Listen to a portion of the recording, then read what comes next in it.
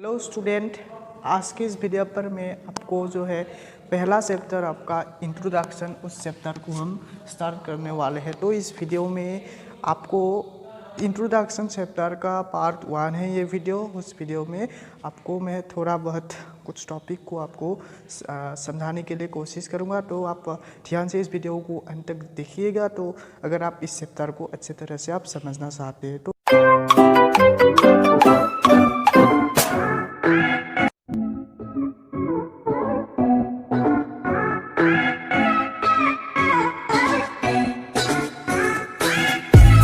यहाँ पर आपको देखने को मिल रहा होगा कि मैथमेटिक्स। तो यहाँ पर मैंने मैथमेटिक्स ही क्यों लिखा है और यह साइंस क्यों लिखा है, तो आपके मन में एक सवाल आया होगा। तो मैं आपका सलूशन को बता देता हूँ कि लेकिन मैथमेटिक्स पढ़ने के लिए मैथमेटिक्स में क्या क्या जो है मेन टॉपिक हमको मिलता है। तो मैथ्स में हम क्या पढ़ते हैं, अलजेब्रा पढ़ते हैं।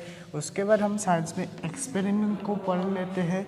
और फिर हम अगर अकाउंट्स को देखें तो हम क्या पढ़ते हैं, अकाउंट्स में लॉस एंड प्रॉफिट्स के बारे में। तो उसके बाद आपका आता है इकोनॉमिक्स। तो इकोनॉमिक्स में जो भी है हमारा मेन टूल्स हम अगर कहें तो यहाँ पर क्या होता है, डिमांड, सप्लाई एंड मार्केट आपका क्या बन जाता है, उसमें मेन जो है इकोनॉमिक्स का टूल होता है स्टडी करने के लिए। तो उसके बाद आपका आता है इकोनॉमी। तो इकोनॉमी क्या है, economy is a system. Economy एक क्या है, एक सिस्टम है which provides living to the people.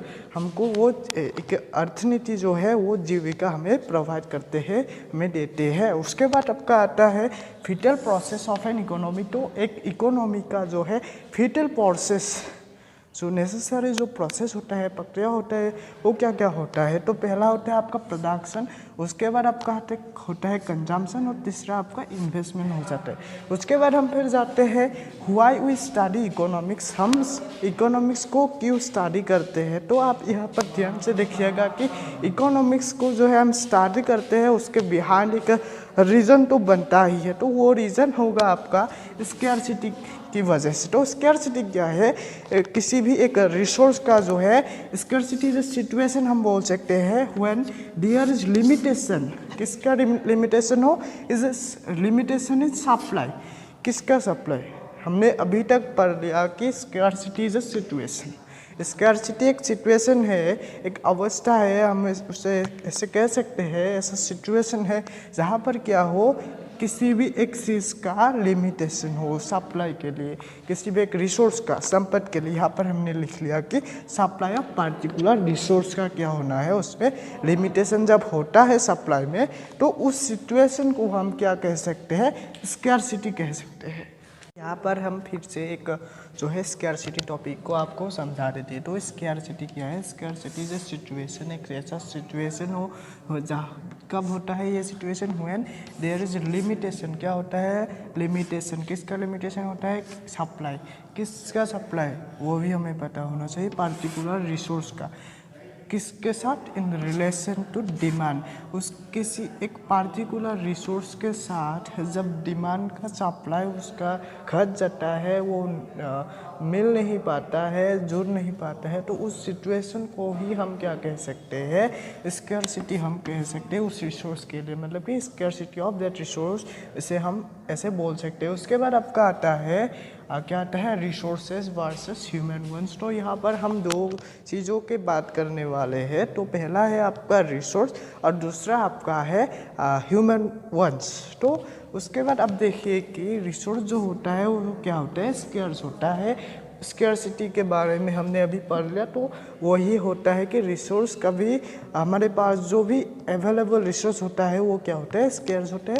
उसके बाद वो जो भी रिसोर्स होता है उसका एक अल्टरनेट यूजेस भी रहता है, कई तरह के उसका अल्टरनेट यूज उसका रहता है। उसके बाद अगर आप ह्यूमन वंस के बारे में देखें तो यहाँ पर आपको देखने को मिलेगा कि ह्यूमन वंस जो होता है, लोगों का जो चाहत होते हैं वो असीमित होते हैं, अनलिमिटेड होते हैं। तो यहाँ पर आपको मैंने लिख दिया अनलिमिटेड वंस। उसके बाद आपका आता है द डिफरेंट प्रायोरिटी। सभी लोगों का जो है डिमांड्स के लिए, किसी एक रिसोर्स का जो है डिमांड है उसमें क्या होता है, प्रायोरिटी अलग अलग होता है।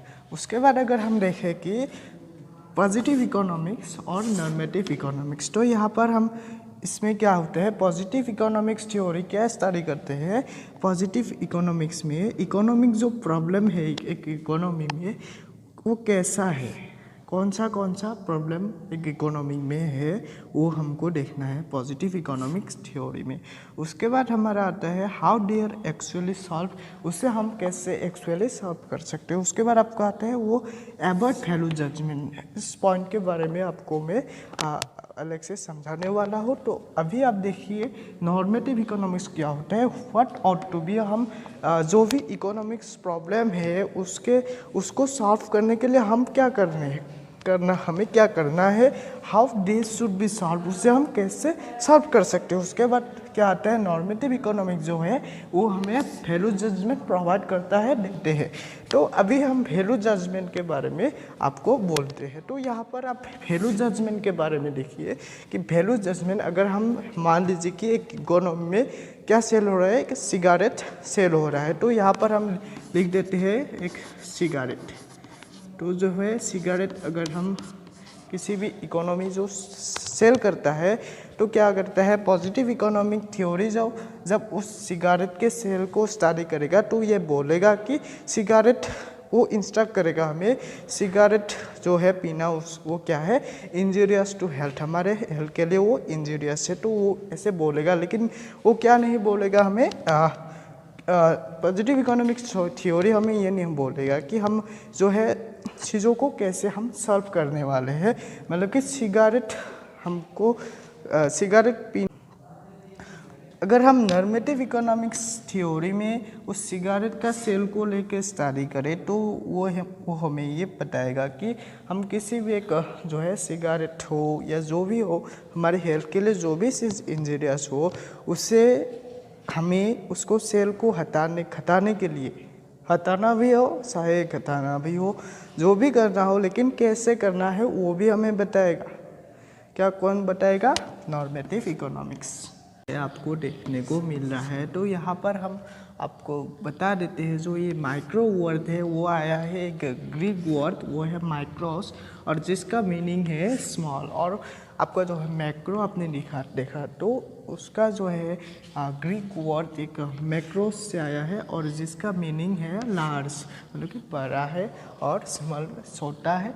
तो यहाँ पर जो है आई का इन दोनों तार में आपको एक ही लेटर का बस क्या है डिफरेंस देखने को मिल रहा है, और ये इसमें आई है और इसमें सिर्फ ए है।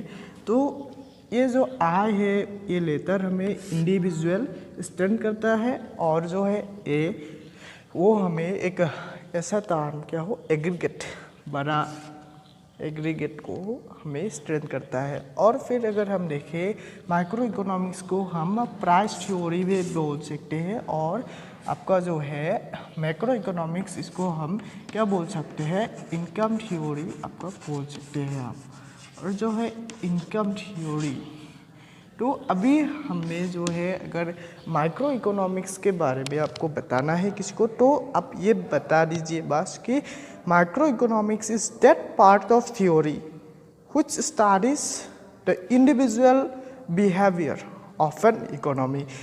तो अभी हम ये बता सकते हैं कोई अगर हमें माइक्रो इकोनॉमिक्स के बारे में मतलब कि पूछे तो उसे हम ये बोलेंगे कि माइक्रो इकोनॉमिक्स ऐसा है इकोनॉमिक थ्योरी में, तो जो क्या करते हैं किसी भी इकोनॉमी में इंडिविजुअल बिहेवियर को स्टडी करते हैं।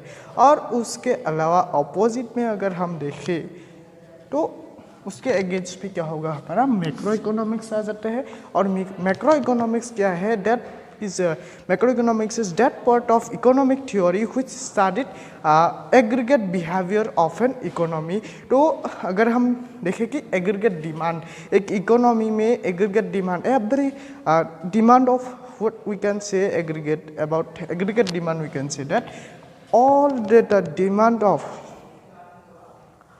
demand of people in a market, that we can take as example. And for example, if we take GDP, national income of a country, GDP, that is जिसे हम क्या कह सकते हैं मैक्रो इकोनॉमिक्स के अंदर हम उसे पढ़ सकते हैं। तो स्टूडेंट, हमारे आज का ये टॉपिक इतना तक ही था ये वीडियो।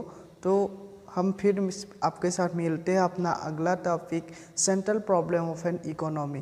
तो स्टूडेंट, आपको अगर ये वीडियो अच्छा लगे तो आप वीडियो को एक लाइक कर दीजिए, और यदि आप हमारे चैनल पर पहली बार वीडियो देख रहे हैं, एक काम कीजिएगा, चैनल को सब्सक्राइब करके साथ में नोटिफिकेशन बटन को भी प्रेस कीजिए, ताकि आपको हमारे चैनल से एजुकेशन से रिलेटेड ऐसे ही वीडियो हमेशा मिलते रहे।